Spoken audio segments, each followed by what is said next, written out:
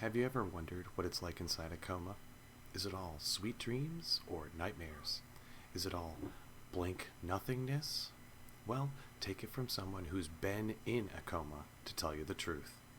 Let me break down some of the most basic questions about what it's like inside a coma, and let's go down that rabbit hole of learning together.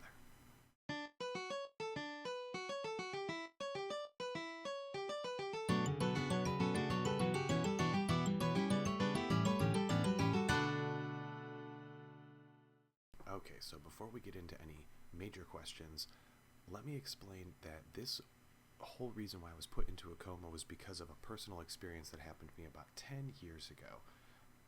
My answers are based on that experience as well as other coma experiences that I have read online that other people have experienced. Now, our first few questions are going to be really basic, but we'll get into some deeper ones here as the show goes on. So, let's dive right in. Question number 1.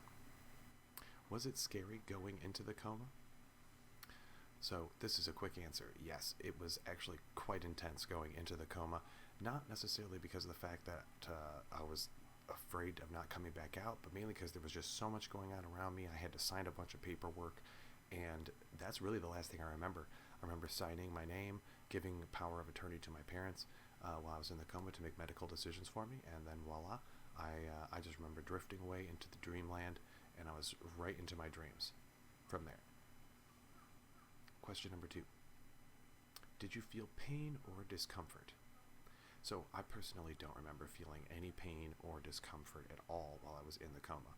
I do remember feeling kind of confined to my dreams or my memories, and that was really kind of uncomfortable. I just couldn't seem to break away from that. I felt kind of stuck in my head, is another way of putting it. But I didn't feel like I was in danger or in any pain in any way, so that was a huge upside to it, is that I didn't feel any direct pain or discomfort while I was stuck in my head. So, did you hear your family and friends' voices and sense their touches while you were in the coma?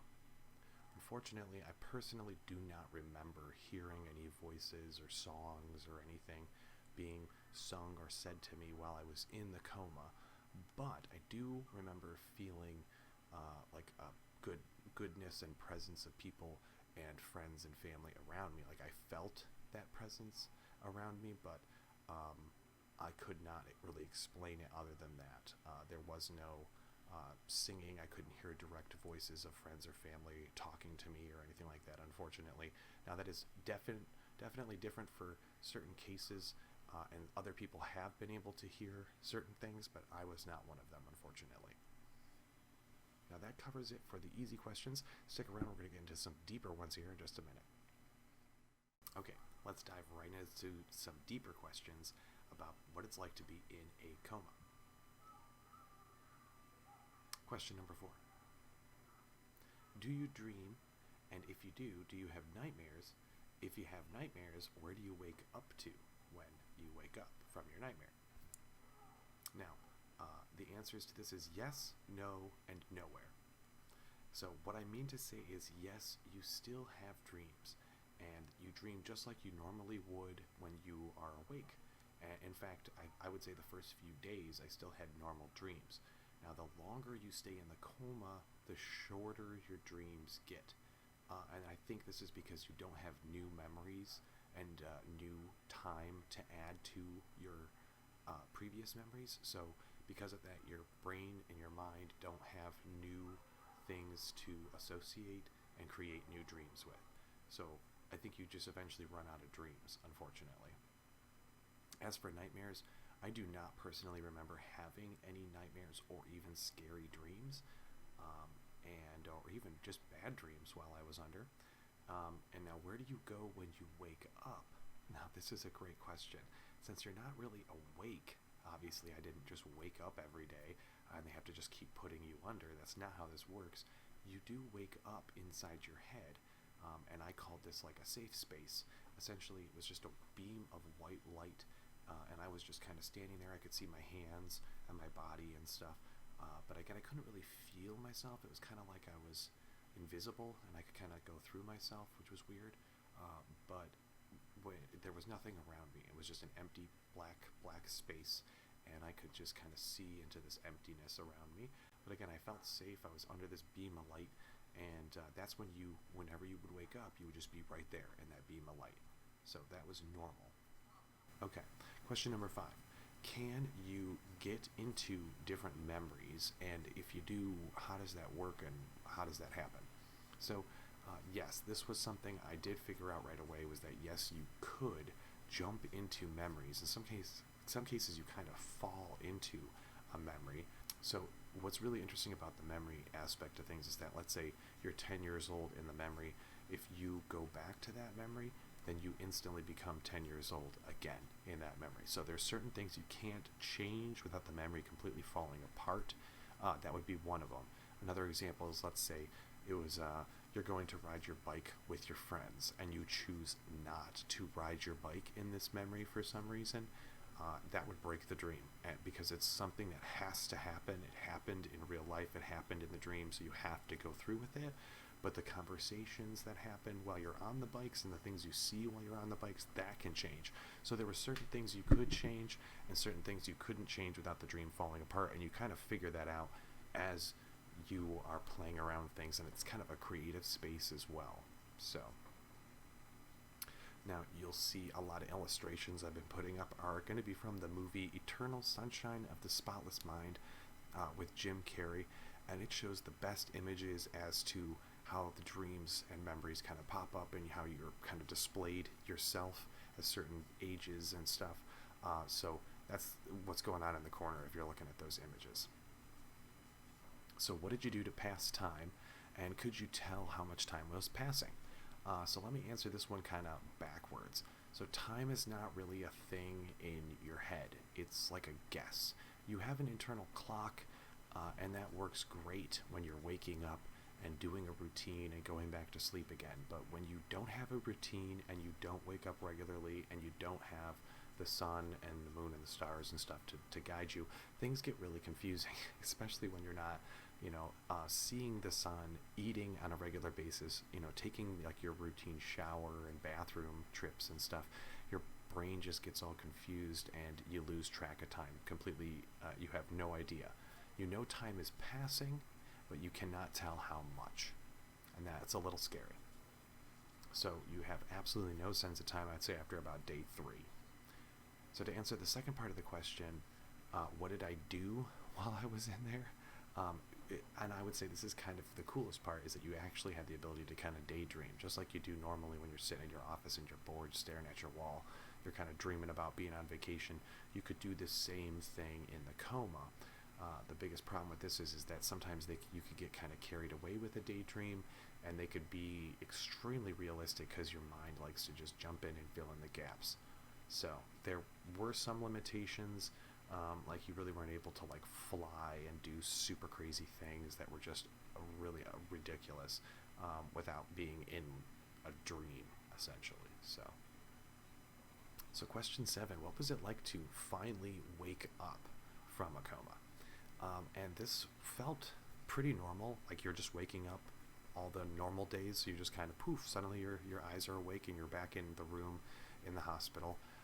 Again, you don't have a sense of how much time has passed, so and they'll ask you, like, do you know what day it is, do you know what time it is, blah blah blah, and you'll always get those answers wrong because you don't really know exactly how much time has passed. If it's been more than like 3 or 4 days, guarantee you'll get that question wrong. And that's okay, because you'd be crazy smart to know exactly how much time has passed. You'd have to just sit there and count in your head. Also, when you wake up, you're super weak. Since your body thinks it's dead when it's in the coma, it converts all your muscles to water. So when you wake up, you have all this excess water weight, and you really can't move around or do anything, so you feel really heavy and foggy, but you are cognitively awake, but at the same time, it's taken you time to kind of figure things out and put things together, but it definitely was a little foggier than normal, kind of like when you get out of like a hospital from like some surgery or like a tooth dental work or whatever, and you're kind of coming out of anesthesia. That's kind of the fogginess that I felt from waking up, but didn't last long. So the last question here is, can you get stuck in a coma? And I would say yes, I think you can. Now, I would say that because you can go into the memories and you can play them out like it's a real life scenario, and your mind will just kind of fill in the gaps and just go with the flow, and suddenly in your mind you just played out 5 years, and in reality it could have been 30 minutes, who knows, because you're locked in a coma. So that's the scary part about being in your mind, is that it makes it so realistic to you that you really can't tell. And at some point, I think the brain kind of convinces you that that is reality, and that there is no waking up from that. That is just how life is. And so I think you kind of get stuck in that, especially if you're not expecting to go into a coma, like you got into a car accident or something, and then suddenly you're in the coma. I think those kind of patients are less likely to come out than somebody like me, where I knew I was going into it, I knew what was happening, I mentally was prepared for the most part, and then I was under. So I knew I was coming out eventually, and so in this case, I think, there's certain cases where that isn't necessarily going to happen, but in my case, I think, yes, you could easily get stuck in your head and in a coma, so careful. So I really hope these few questions have helped kind of explain what really goes on inside a coma, especially from somebody who's literally been in one. And I know there's got to be a ton more questions that you guys have about comas that I did not cover in this video. And that's because I plan on doing a video in the future covering your guys' submitted questions. So throw them in the comments below or drop them in my email, which is cookiesenabled01@gmail.com.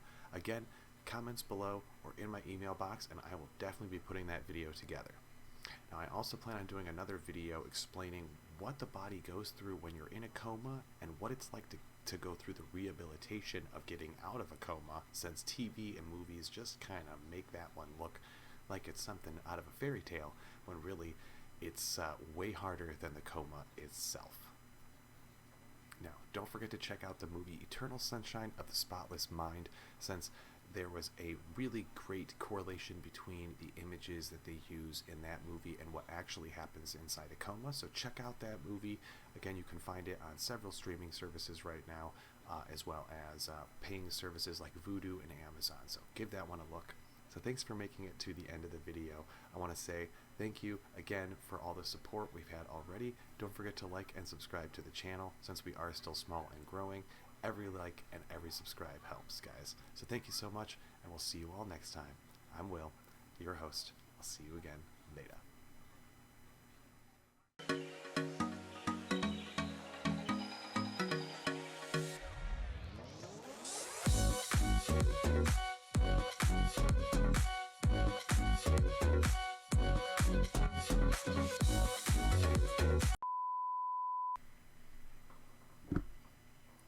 Have you ever... Okay, diving right into some deeper questions here. Do you dream nightmares? And... Sorry, let me start that over again. Stick around, and I'll try that section again here. Have you ever wondered what it's like to be inside a coma? I just realized I don't have my hat on, but oh well.